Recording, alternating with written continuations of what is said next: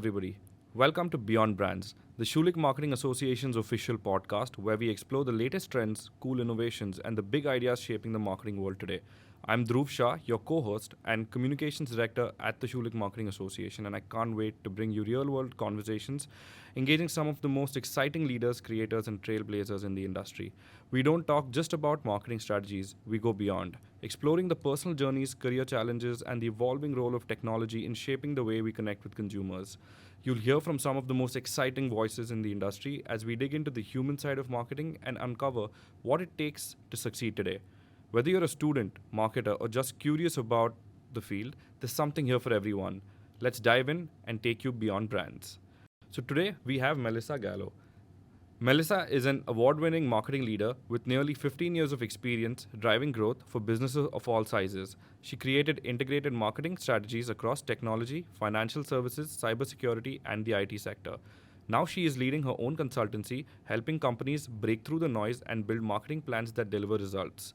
When she's not crafting strategies, she's staying active, enjoying live music, or soaking up knowledge through educational podcasts. It's so good to have you today, Melissa. Thank you so much for having me. I'm excited for the conversation. Absolutely. So how are you doing? I'm good. Like I said, excited. I feel like I was looking forward to this since you reached out. So Absolutely. thanks for having me again. No, it's an absolute pleasure, and I'm just hoping that we get some great content for our listeners. Of course. Yeah. That's what I'm all about. Perfect. So I'm going to take you back very quickly to early 2012, right?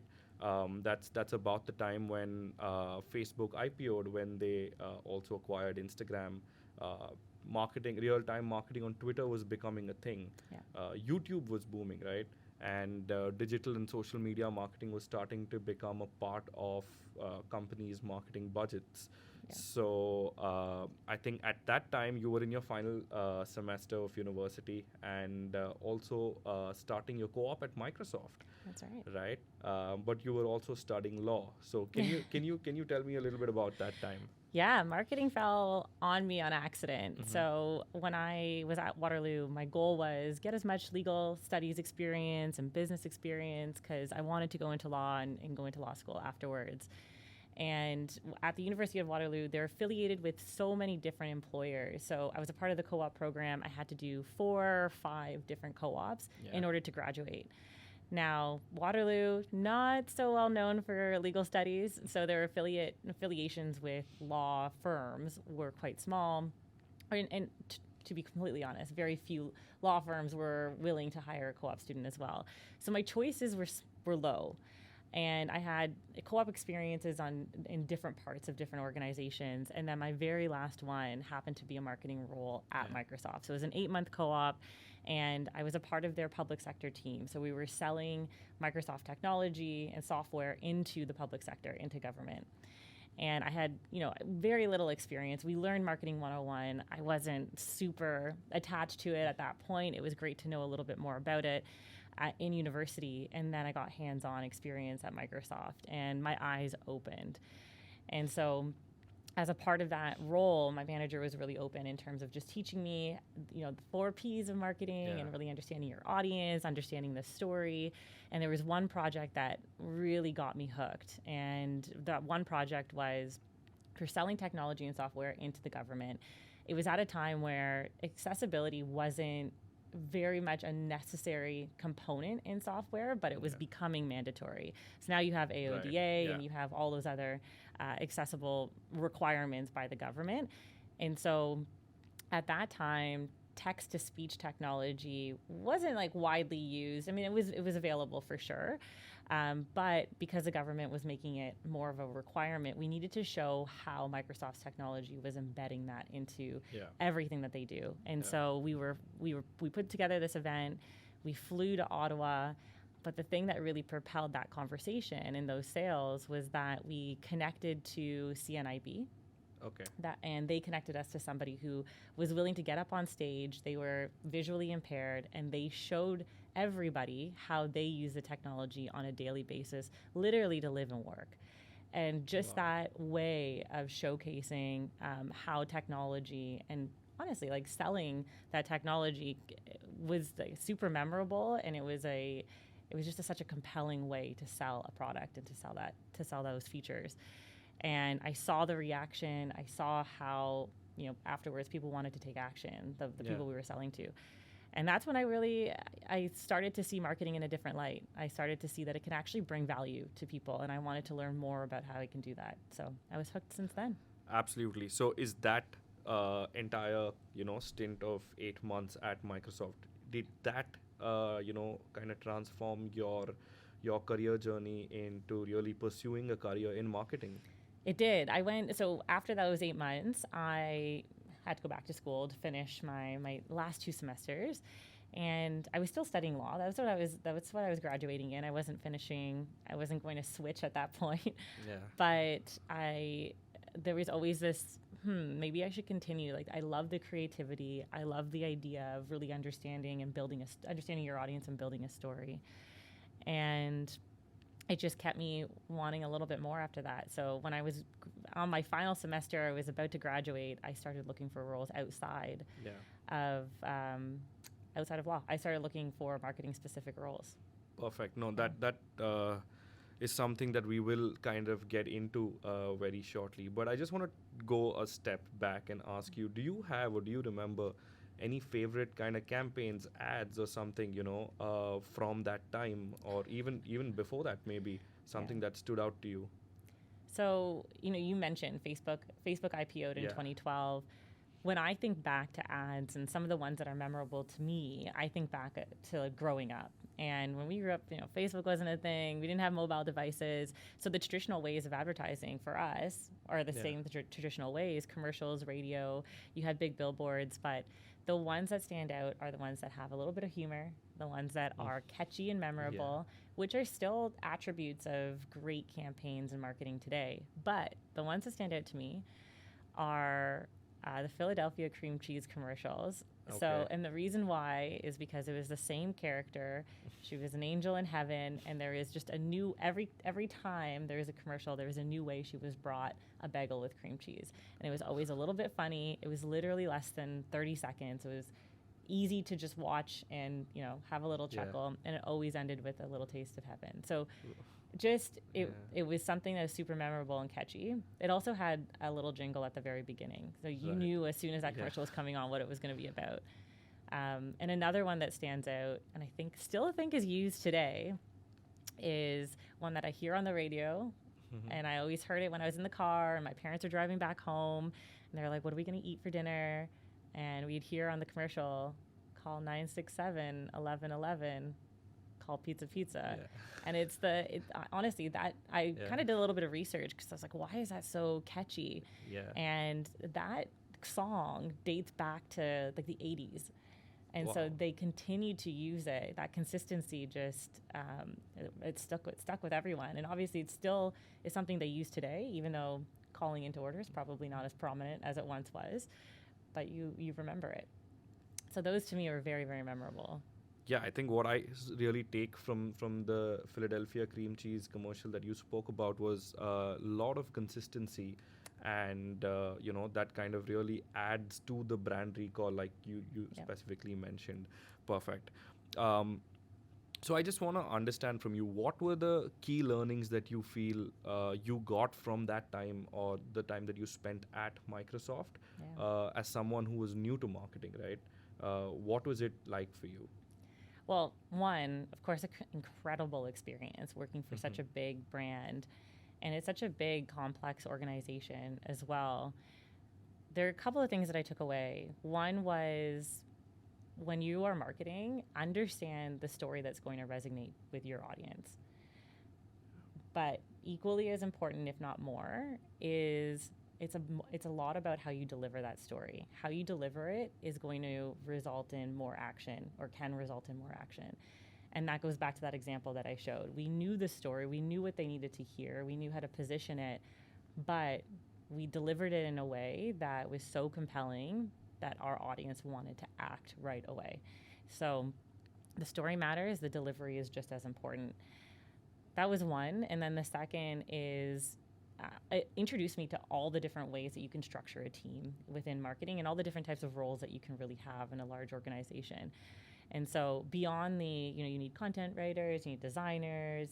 They had different types of marketing managers. You could be a product marketing manager, you could be a marketing communications manager, a brand manager, an events manager. So there's so many different ways to market and to be a marketer. And I kind of got a better understanding to all those different types of roles at Microsoft as well.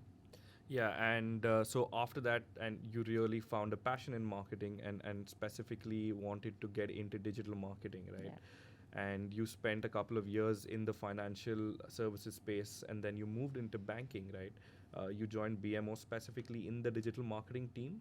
I did, yeah. So moving, into the digital marketing team when that entire digital marketing boom was happening, how was that like for you? Did you feel nervous as someone who was not from the marketing background, or how did you sort of handle that, shift of the companies also leveraging digital marketing so much? Yeah, I feel like I had a little bit of a leg up because after Microsoft graduated and got a job at a smaller company, it was like a mid-sized company called Oanda. They had about 400 people globally, but the biggest team was in Toronto.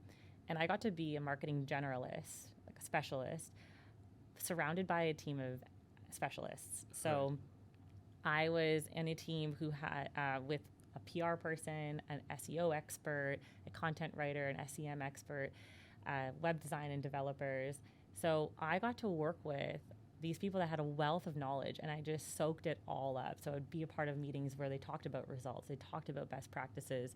We put campaigns together and really went into the market and saw how they resulted.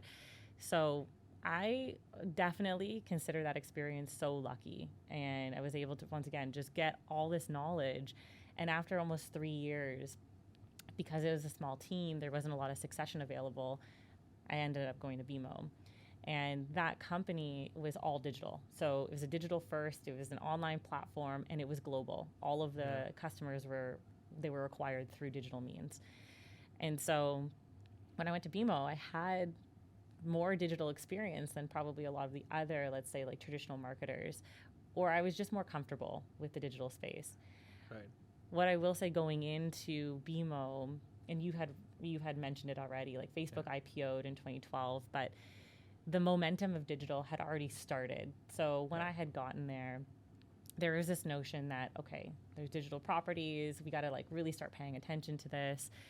And the selling point was, even though traditional marketing is still important, there's still a place for it. Digital marketing just allows you to be more efficient and track and really understand where your budget's going. And even back then, like we were able to track everything through every step of the funnel. And ensure that if we got one conversion, we knew what the value of that conversion was. We knew what that approximate value of a new bank account customer was. So there is what I would say is there was definitely discomfort with traditional marketers and digital marketers, but there was, I think, this just general understanding that that's the way the world's going. So we just got to adapt. So let me now look at it from the other perspective of the consumer, right? Usually banks have a massive target audience, right? More or less anyone and everyone, who's legal and can own a bank account is their target audience. While you all were using digital marketing at that time, what do you think was the consumer psychology, when they were looking at those ads, especially when it was fairly new? Was it something that was a lot more efficient at the time because it was new and people could trust it easily, or how were their mindsets? Yeah, so from a consumer perspective, anything to do with finances is uncomfortable if you're removed from it. So if you're just doing it digitally, there is that, am I doing it right? Is this trustworthy? Is it secure? So from a consumer standpoint, adopting digital definitely took time. But as more and more things in life started to convert digitally, then it just became a natural next step for consumers to adopt banking digitally. So yes, it took some time, and I will still say that banking is very relationship driven, and if you aren't able to build that relationship, then that customer is going to the next spot, wherever they're going to get a little bit more attention. And so, yes, over time, people got comfortable with it, but it definitely took it took time. And you can even see that in our advertising as well. Probably it started with low click through. Maybe people were clicking through, but they weren't actually converting. And then as you test different messaging, types of messaging, you start saying we're secure. Over 40% of our customer base has adopted the mobile app. You should join them. Yeah. You start testing different ways to get people comfortable, and then they eventually just fully adopt. Definitely. I'm going to touch upon this also a little bit later in this conversation, where you mentioned how claims like it's secure and more than 40% users are using this. I'm going to get into that a little bit later on. And I'm guessing that you all also had to cater to so many people. You all had a lot of different campaigns over those years. Is there a standout campaign in terms of even performance that stands out for you? So at BMO and at RBC, so I did BMO and then I did RBC, worked at two different lines of businesses. There are a couple, I will say, one that stands out. So I'll go back. When I first joined BMO, I joined the optimization team, which I was almost functioning like a consultant within the digital team, where I'd work alongside the digital managers and understand from awareness all the way through to conversion, what's every step that a consumer might be going through. So what does the ad look like? What does the landing page look like once they click through? What are the conversion steps? And where is their drop off? And how can we tweak different ways of the experience to increase conversion? I wouldn't say it's a full campaign, but one of the tests we tried was a behavioral-based personalization test. And that's really, we had a lot of people coming through. They landed on the landing page. They were clicking the different plans, and then they would leave.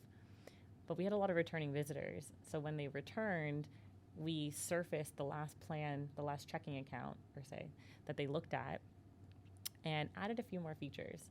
But it was the first thing they saw versus maybe being in a row of others.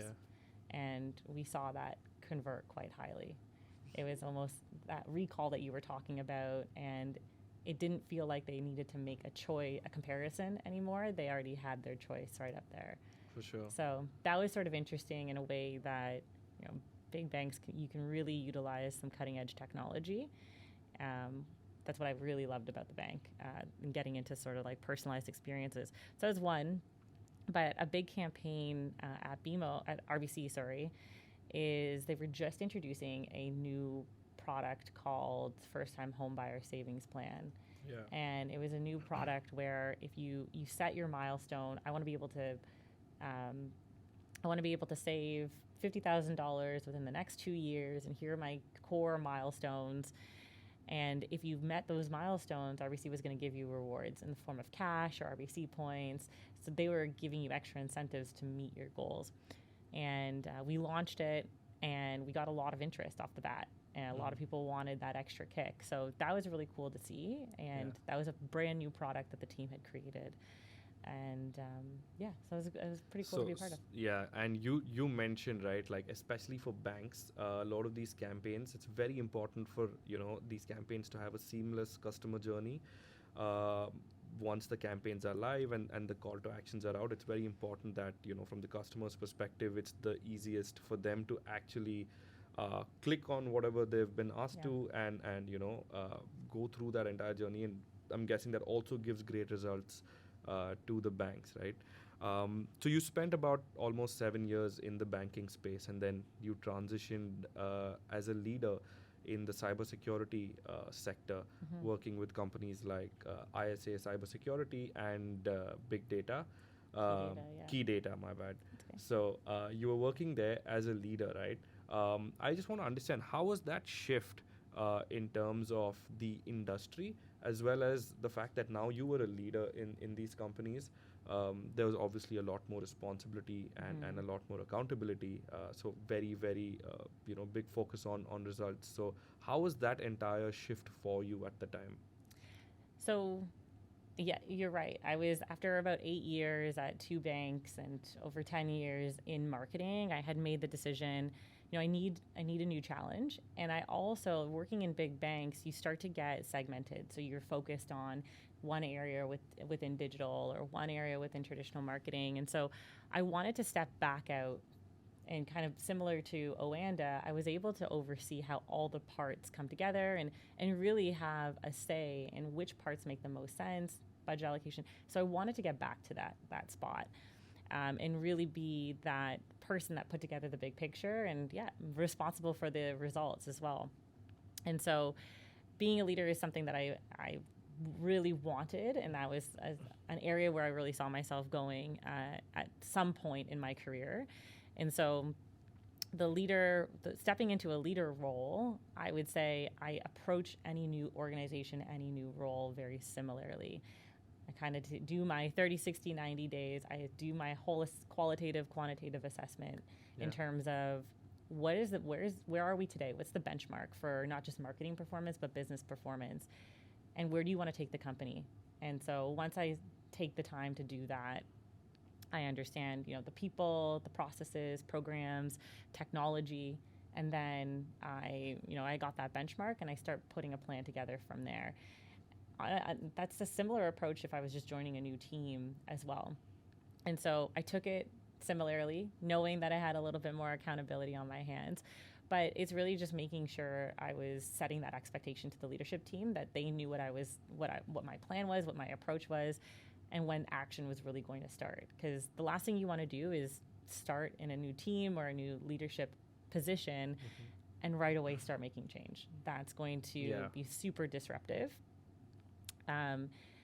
So that I would say that's been my approach, and it was, and that's the one that I typically take. When it comes to the learning curve, that is a big shift. So when you move from one industry to another, there's always going to be a learning curve. Correct. Some a little bit easier than another. I somehow just chose a really steep learning curve to get over. But I truly believe that if you want to be great at marketing, you need to understand the product or service that you're marketing. 100%. And so it was a part of my 30, 60, 90-day plan that at the end of those 90 days, I was comfortable having a conversation about cybersecurity to my team members, to my peers. And so whatever I could do, from those stakeholder interviews that I was doing within the first 3 months, to sitting in on customer calls, to even reading like project briefs, and just being resourceful, going onto YouTube, learning a little bit more about it. I really challenged myself to get comfortable understanding that. And that's what I would say, if you're transitioning into different industries, you have to sell to that organization that you are willing to go that extra mile within work hours, outside of work hours, to make sure that you understand their business and their industry. For sure. I think, Melissa, you make it sound so easy, but I'm sure that there would have been, hiccups for you across your career, across that journey, and reflecting as a leader, like going back, what were the most challenging times that you faced, or anything that happened, and how did you overcome those hurdles? So many challenges. And you know what? When you mentioned what are some standout campaigns, the standout campaigns that really, the first ones that came to mind are the ones that weren't successful. Yeah. And, the reason why they weren't successful is because of what you mentioned. The journey was not frictionless. It was really hard for that consumer to get to the end of the line. But that's besides the point. The other challenges that I had in my career personally, one was, I can think of 4. One is not keeping a list of the wins, no matter how big or small. Whenever there is a little bit of a project win with a key result that you can share, have a running list. When people ask me, what did you do at Oanda, or tell me about your experience at BMO, I wish I had just a running list of all the different projects that I ran and the successes that came out of it. Yeah. It comes in so handy. The other is really learning earlier in my career to translate what I do back to the business goals. Like, why is it important for the business? So when you step into a room with executives that aren't a part of marketing, you can directly tell them, hey, I ran this campaign, or I'm Yeah. responsible for X, Y, and Z. And this is how it's driving impact to the business. They care about revenue. They care about, gross profit and the different margin and whatever gross profit margins. How are you helping them achieve those goals? Definitely wish I took more time to understand that. The third is just raising my hand. Like, there are always big bangs, even smaller organizations, special projects. I wish I raised my hand more, to be a part of special projects, to say that I'm really interested in taking more on, specifically around some of these special projects, raising my hand for, promotion or a raise. Yeah. Those are some of the things that I wish I definitely did a little bit more. The fourth one is a little bit more that I'm realizing now, working with different businesses as a part of my organization, my consultancy, is that marketing can't solve business problems.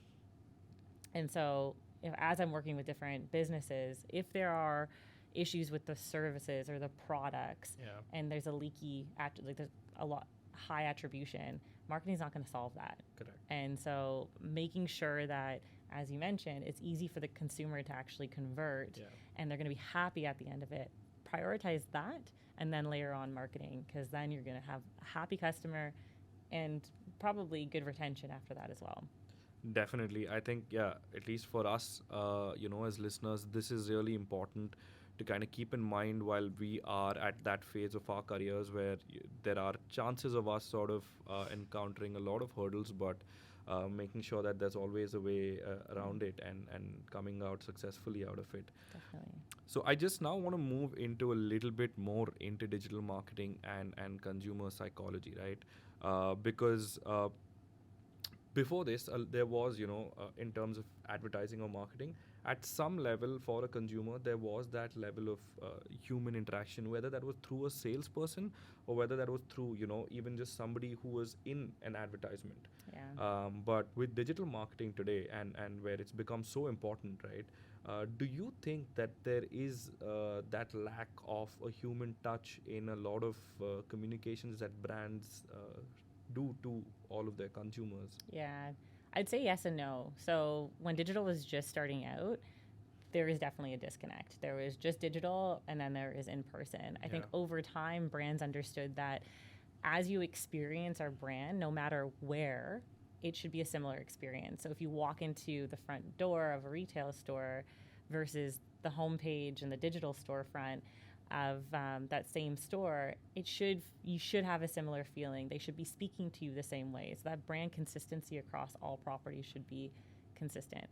With that said, there are definitely businesses that, in areas of business, that benefit from that in-person interaction. Yeah. And I'll also say that where you have the opportunity to meet your customers or have an in-person experience, get them to experience your brand in person, they become that much more attached to it.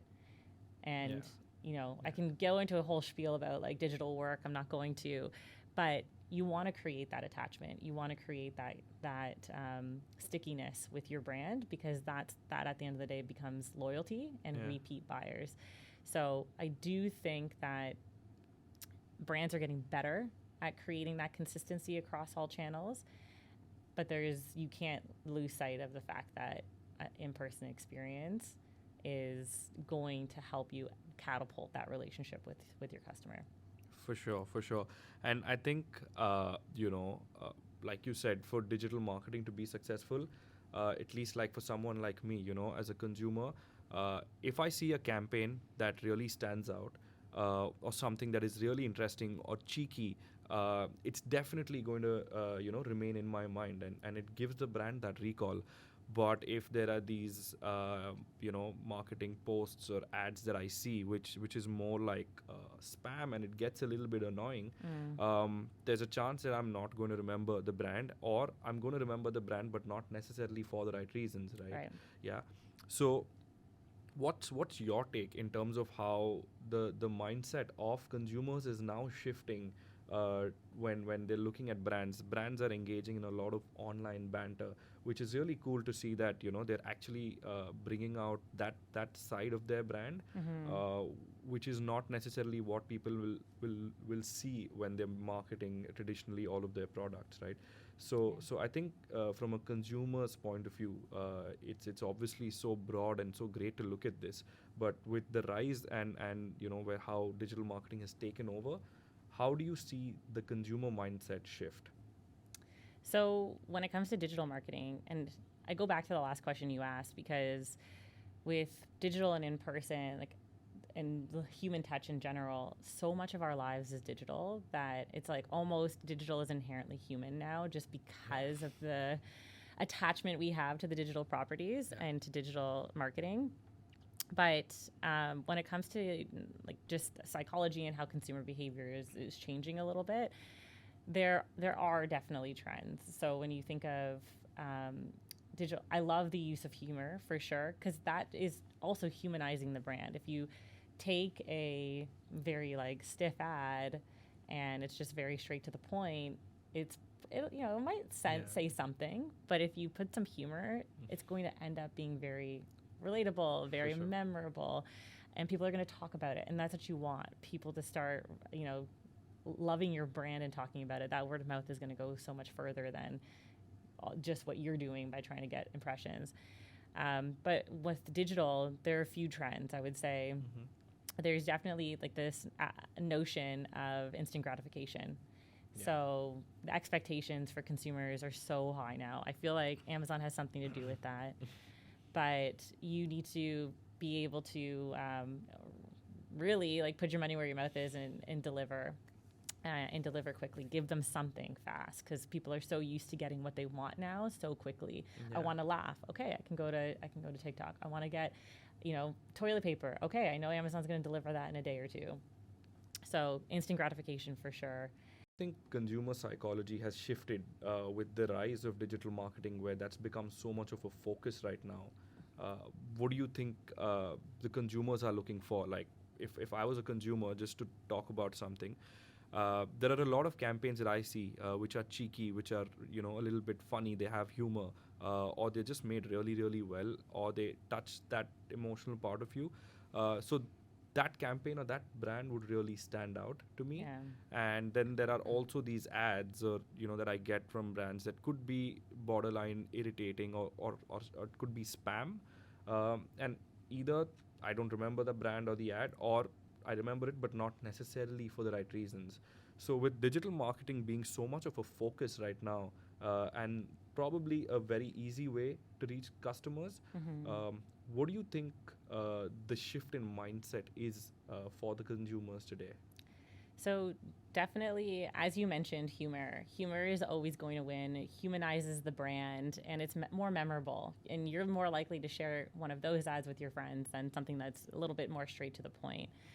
The other thing when it comes to over targeting your audience, you also have to read the data, understand at what point are they just not engaging with your content anymore. So that's the beauty of digital, is that you have so many different data points to revert back to and really understand, okay, what's that threshold, that happy point where we can send ads or target different ads and we get that response.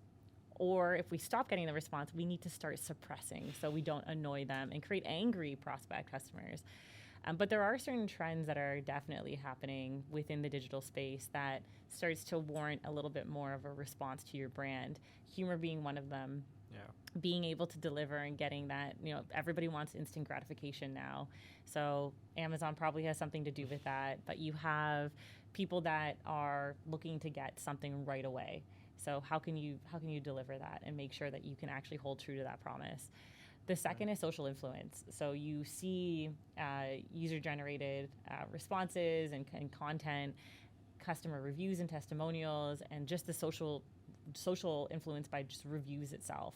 People are heavily reliant on that in terms of making a purchase. And then lastly, like hyper-personalization. So now, because there's so much data available, you have the ability to really hone in on who your target audiences are and target them with messaging that works. And so what you see on Instagram, TikTok, whatever the channels are, is going to be very different from what I see. But I also think that we're going to get so hyper personalized that you might not see any of that content that I see again. And I think that might actually end up being the death of viral content. I think this was the perfect sort of segue into what I wanted to discuss now, and you touched upon it really well, where data, insights from this data, becoming so crucial, and the fact that now, especially with the rise of Gen AI, hyper personalization is going to become so important, especially in marketing. And like you mentioned, the expectations of customers has become so high right now. That is it going to be difficult for brands to actually, even while leveraging these tools, really meet these rising expectations? Because, for example, there's this food delivery brand in India where, the restaurants would use Gen AI to put up images of the food that they were offering, and when a customer would order it, it doesn't exactly look like the picture when they ordered it. So they've now banned restaurants from using Gen AI to put their pictures and list that on their app, right? So I think that's one detrimental effect where, like you said, expectations may not necessarily be met. But at the same time, there's obviously so much more scope for hyper personalization. What do you think about this? So, I think it's going to really impact brands that don't really listen to the consumers and what works for them. And so I'm a huge believer. I will start by saying, I'm a huge believer in using tools like automation tools that have existed for years and decades, and now AI, to improve productivity, to improve efficiency, honestly, even help with ideation. But you need to balance out using those tools and ensuring that your brand remains authentic. Gartner produced a report called Marketing Predictions, and I think it released late last year. And in that report, it showed that consumers, US consumers specifically, in this report, ranked authenticity as one of the top 3 most important values when identifying with a brand. They also, those consumers, shared that they believe AI can lead to misinformation, and that misinformation might actually result in lower social media followers and viewers. Because if all of a sudden you don't know what to believe anymore, then you're just going to stop using that altogether. But what's going to be really important is that brands find a way to maintain their authenticity and be transparent about how they are, if they are using AI for things like imagery or photos for apparel. Because think about it, marketing is about building relationships with new customers or existing customers. You want to think of building that relationship so that you can sustain that relationship, so that you get repeat buyers. If you have a fake image and you get people to purchase and it doesn't meet their expectations, you're not getting that next purchase. So it's very short-term focus to use, an AI generated image or whatever it might be to just get one purchase. Yeah. I think this is again something to sort of keep an eye out for, to see how or to be able to, as a consumer, also kind of notice if you see an ad, was that hyper personalized to you? Is that something that you are consciously even able to notice or not? I think that will talk about the quality of how well Gen AI has now integrated into marketing itself, that sometimes consumers wouldn't even realize that it's been hyper personalized so much to them. And from there, I just want to move a little bit into talking about psychological triggers that brands use. And I think for me, the most common that I've seen is, a lot of brands, luxury brands, using marketing techniques where they're talking about how this is so exclusive or it's a limited edition piece. And also a lot of brands making claims like, more than 4 out of 5 doctors recommend this toothpaste, or this is completely secure. So how do you think brands can leverage these psychological triggers really well? And how do you think these psychological triggers are from a consumer's point of view? Is it entirely ethical to just make claims which could be borderline true or not. What do you think about that? I always err on the side of be truthful, be transparent. Now you have platforms where people can speak freely about whatever it is that they want. And if there's enough data to back, enough information or evidence to back what they're saying, that's going to spread like wildfire. Like now TikTok, Instagram, LinkedIn, they all function like search engines. And so if you want to really understand a brand or feedback, you just go to one of those platforms and see how their consumers really feel. And so being truthful is always going to win. But there, some of the other psychological triggers that I've seen are the FOMO, really feeding into the fear of missing out. You know, 4 out of 5 doctors say this, or 56% of the population in your area is using this. Like, join it. Maybe 56 isn't high enough. Let's just say like 90. So FOMO is a really big one. Then you have like the urgency. So sale's going to end soon, limited edition, limited supply. Supreme does that really well. Because they stick to it. Like, that's their whole thing, is that we only create whatever quantity, and you can either get it or you don't. You miss out. And then you have the emotional. So people really tear at your heartstrings. A lot of non-for-profits use that. And lastly, environmental and ethical. You have brands that are being transparent about, hey, we give back to certain communities, or we have sustainable practices, which for the younger generations are really going to stand strong with them and really resonate with them. So a brand that I feel like is doing this really well, because they've really targeted, they understand their audiences, they understand their profiles, and they create ads that align with them. And hyper-personalized or not, it's just messaging that works for that audience, is AG1 or Athletic Greens. They have probably like 3 or 4 different target audiences that I've seen them market to.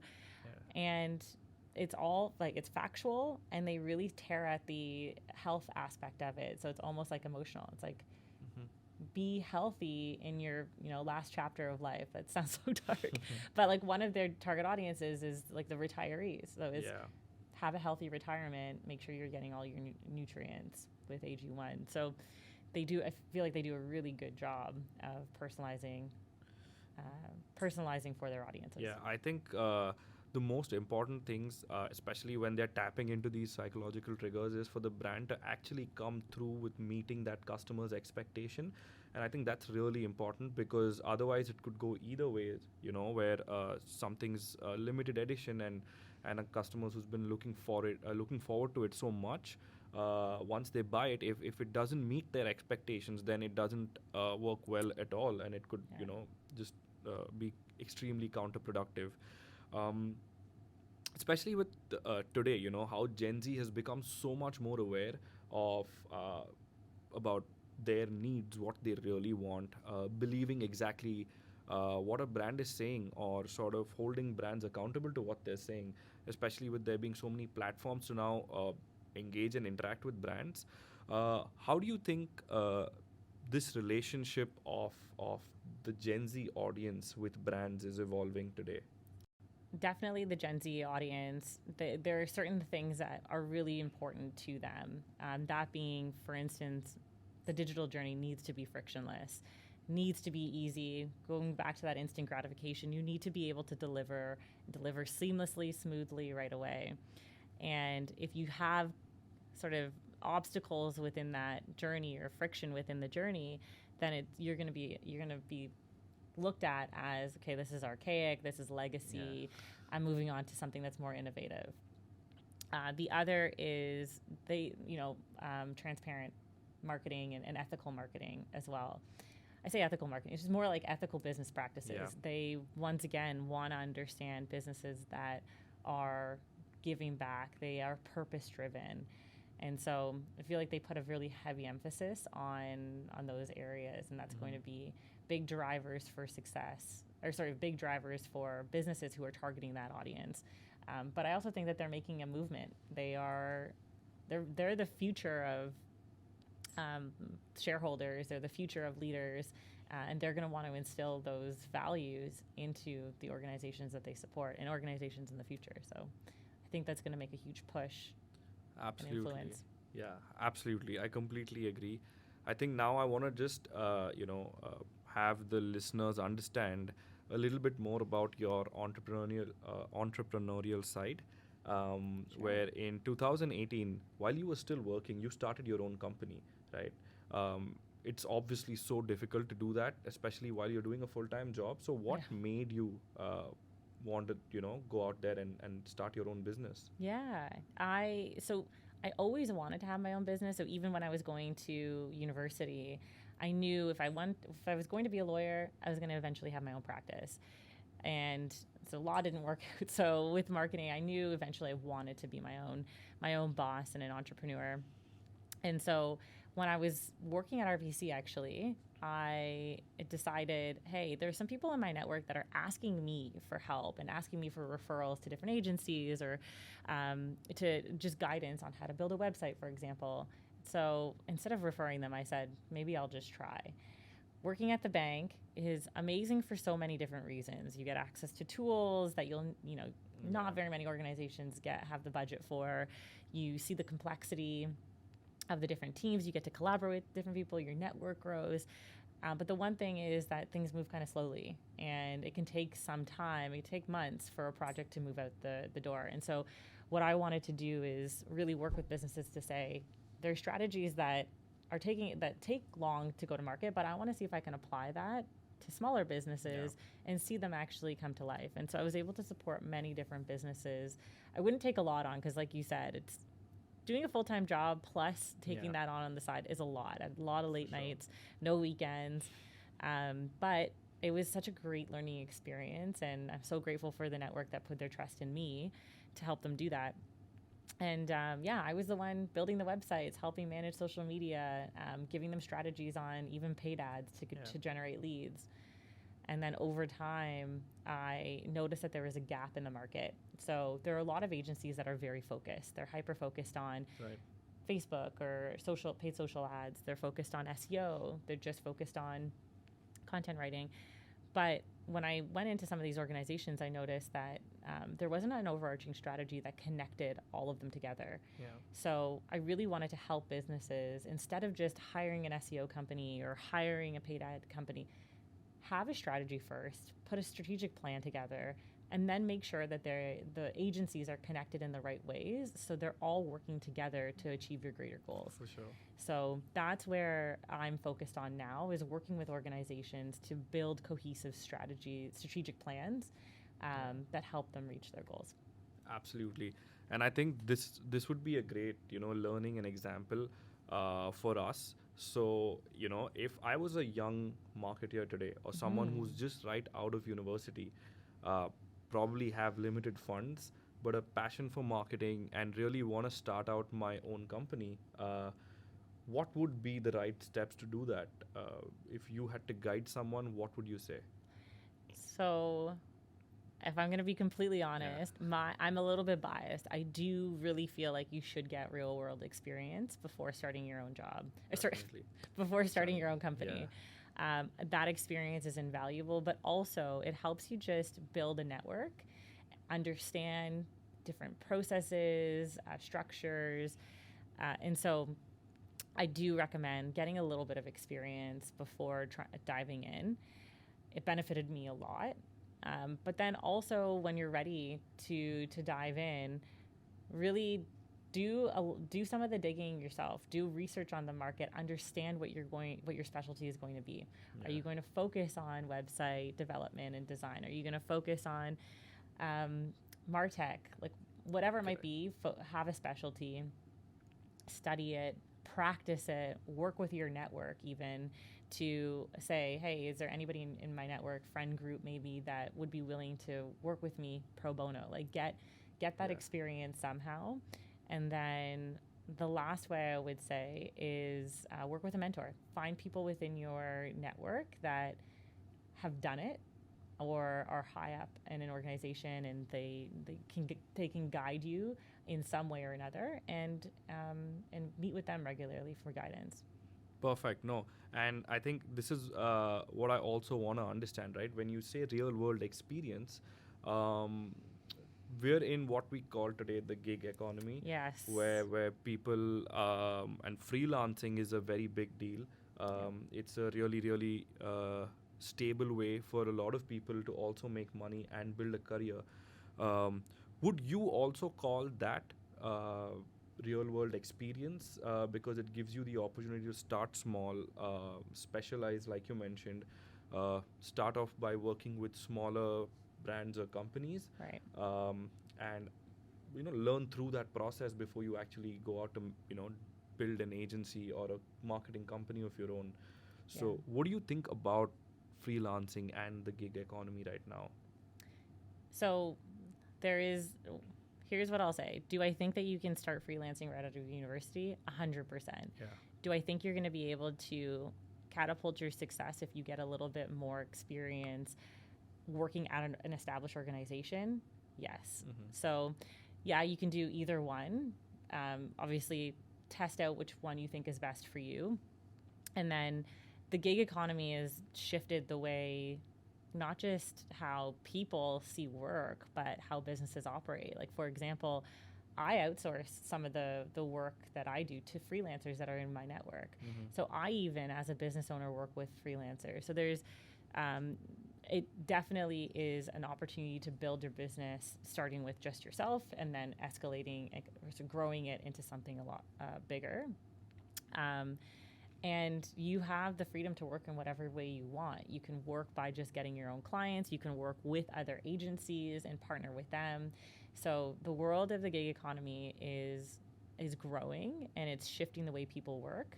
And I think that's people driven, not necessarily business driven. As in, For sure. people are making that decision, and businesses are having to pivot because of it.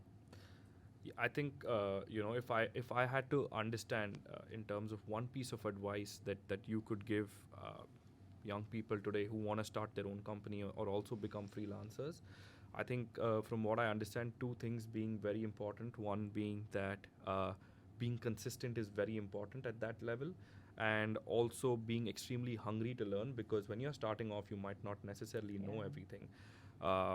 And it's very important to be open to learning as you go, potentially making a few mistakes and actually learning from that. So when you started your own company, were there those times where you thought that, okay, I'm not too sure if I can do this, or did you doubt that, and how exactly did you deal with that? Yeah, always. Yeah, imposter syndrome is the real deal for sure. A business, you're constantly learning, and there's going to be aspects that you have to learn on the fly. I've never been in HR, and then I hired somebody for the first time. I've never really had to deal with finances before, and here I am figuring it out. So with business, you're diving in, and there's so much that you just learn as you go. But that, for an entrepreneur, like, to me, that's super exciting.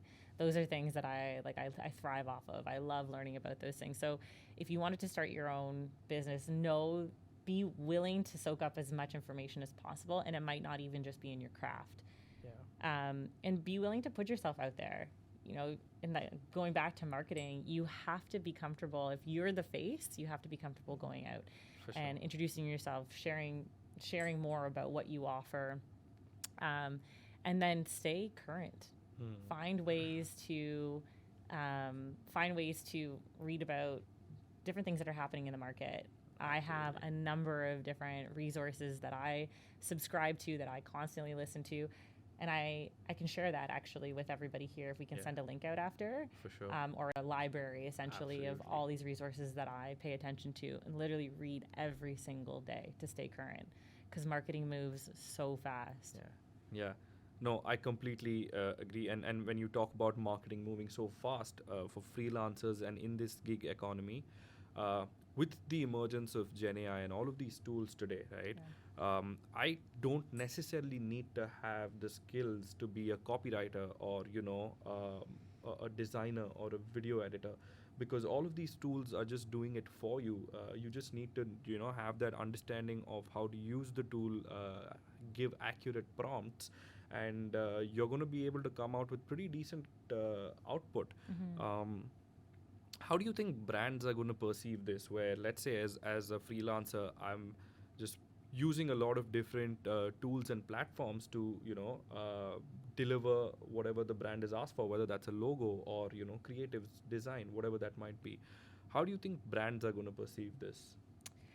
So I will say AI and different automation tools are allowing smaller businesses and freelancers to compete at a higher level because the quality is going up, which is awesome to see.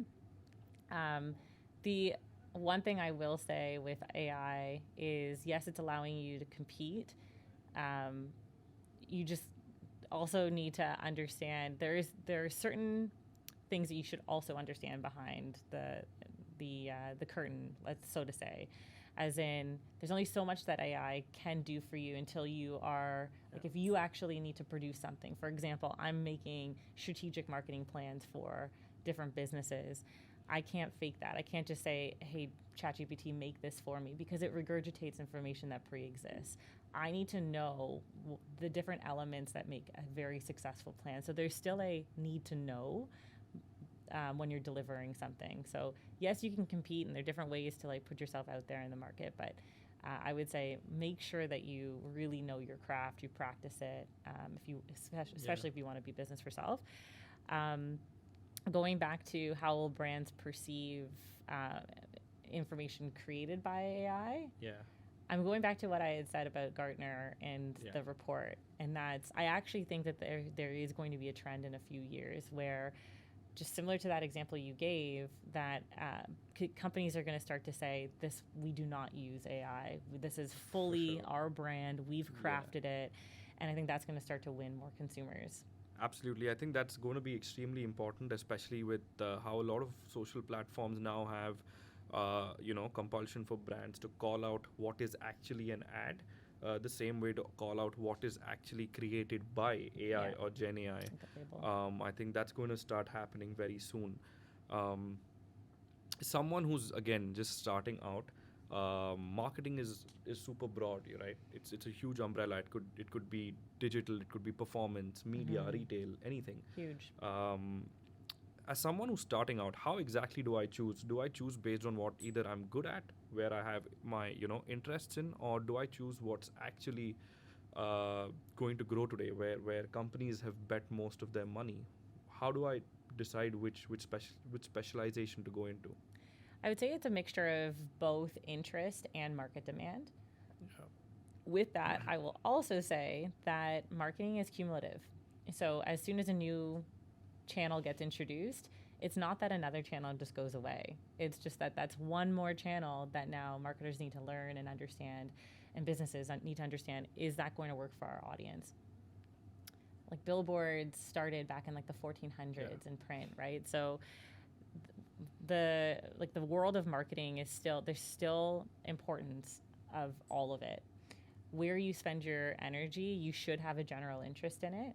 And I would definitely say do your trial and errors, like try certain things out. Maybe you like writing. There's still a place for copywriting. Yes, I know Gen AI is starting to take over, but going back to authenticity and really humanizing the brand, I really do still think that there is a place for copywriters.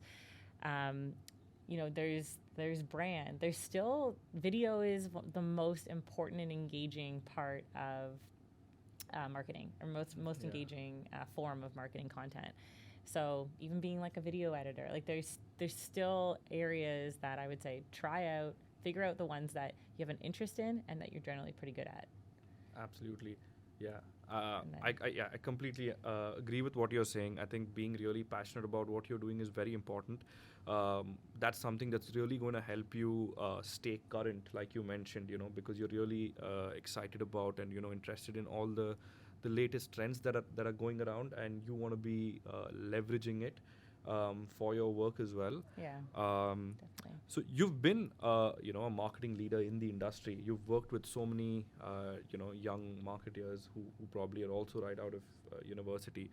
As someone who is also now looking out for roles, what would be your advice to somebody who's starting off their career in marketing in terms of, these are the skills that companies and managers are really looking for in candidates today, what would that be? Yeah, for sure.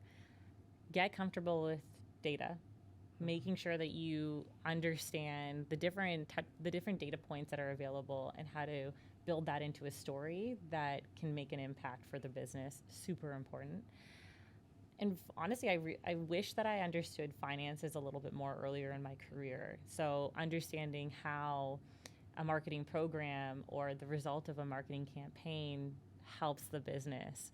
Once again, talking about gross profit or revenue, and understanding the bottom line, and always showing that when you're putting something out there, marketing campaign project, it's not just a checkbox exercise. Like, I did this. No. How did it actually impact the business, or how will it impact the business? They want to know that you're thinking about that you're thinking about the sale. And then marketing is highly collaborative as well. So knowing that you can collaborate with different team members, cross-function, you always are seeking different perspectives, or you're doing your own research, also something that is highly valued. So I would say those three attributes are really important. And and voicing those in the right way is also really important. Exactly. And I just want to understand, like, if you had to also say, like, you mentioned data and storytelling, right? Yeah. As someone who's probably, either got a little bit of experience and then graduating, or someone who's just freshly graduating out of university, what would be the easiest ways to develop these skills? How can someone do that? So I would say, if there are projects that you ran in university, or if there are even, there are different tools out there where you can literally plug in a URL and it'll tell you data about that company. So if you're interviewing with that company, you can be proactive and say, hey, I know I'm applying for the team that is responsible for social. I took a look at your socials and saw engagement in this area. I really think that I could help add perspective in this way, and really boost whatever it might be that they're looking for.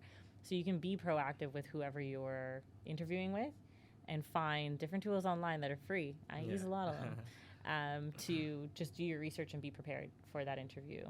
Yeah, I think another thing that I'd like to add to this is, for example, for me, something that's really worked is, even being a part of, clubs in university, like the Schulich Marketing Association. Yeah. For me, we've had workshops about, a master class on B2B versus B2C, or on, how to really leverage your personal brand, basic introduction into marketing analytics.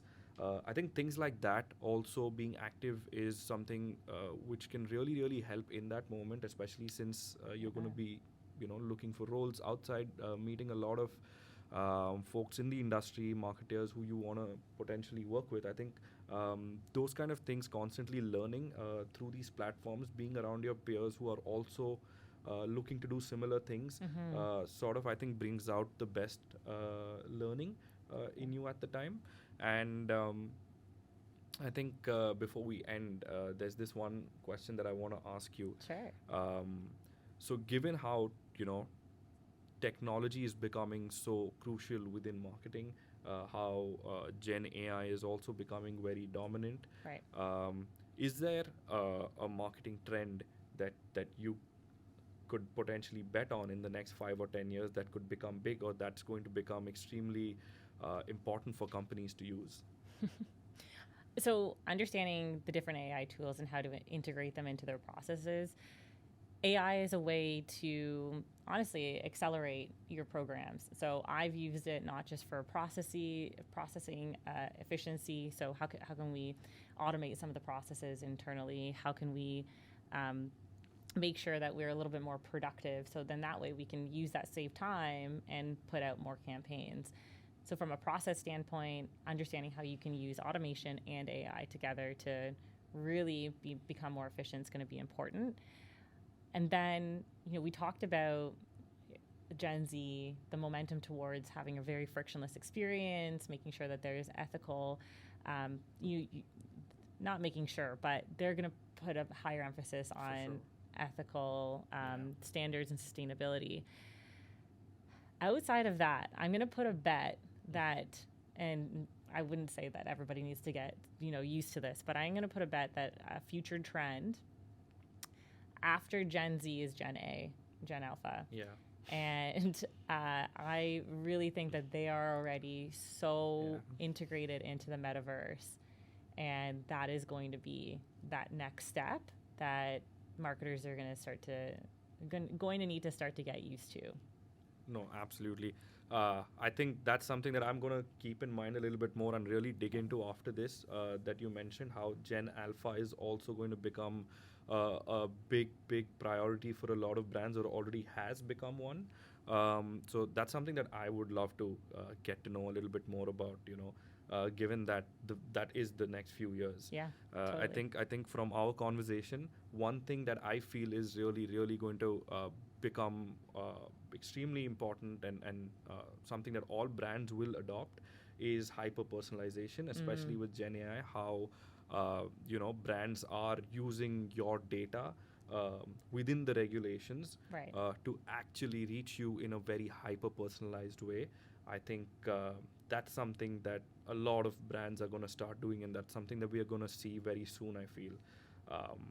But apart from that, I think on a closing note, is there anything that you'd like to share for our listeners before we go?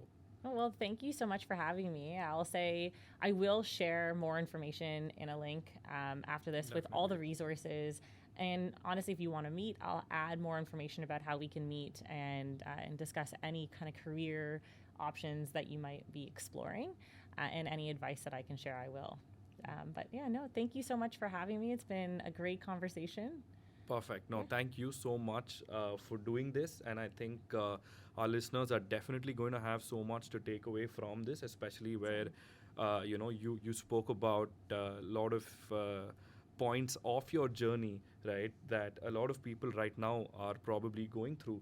I think that's going to be very insightful for them. And like you mentioned, I think I will also add your social credentials or your LinkedIn so that people can reach out, like you mentioned. If that's something that we can do, that would be great as well. But apart from that, I think thank you once again. Of course. And I hope that our listeners really take back as much as they can from this. Without a doubt. Yeah, thank you so much, Melissa. Of course. Thank you again. Yes, I think we can finish on this note. Awesome. Yeah, thanks.